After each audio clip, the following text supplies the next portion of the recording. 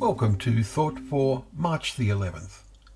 Our readings are Leviticus chapter 19, Psalm 119 verses 81 to 128, and Luke chapter 2. And our thought is, my soul longs for. These are the first words in our Psalms reading today. What does your soul long for? Is it the same as the psalmist? We read, my soul longs for your salvation. I hope in your word. My eyes long for your promise. Psalm 119 verses 81 and 82. There is a real urgency in his expressions. Do we share that urgency?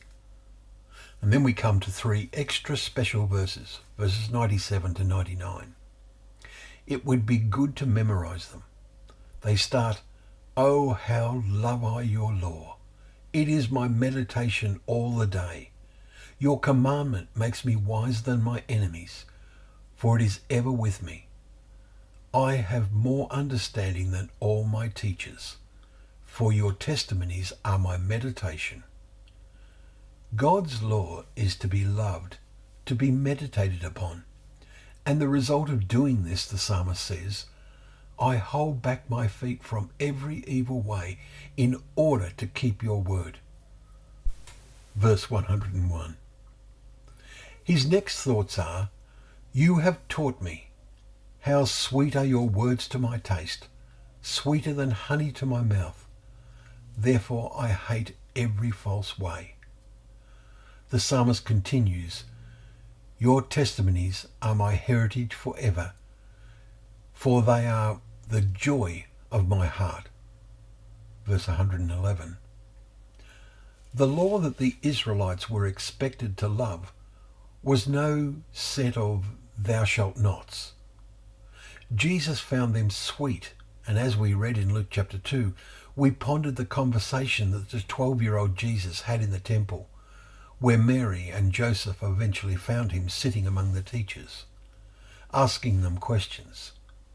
And all who heard him were amazed at his understanding and his answers. Verses 46 and 47.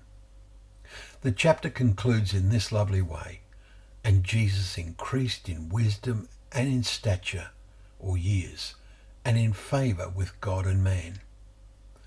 May we all do the same, although it is becoming increasingly difficult to increase in favour with our fellow humans, because of the great godless state of the world that is now around us.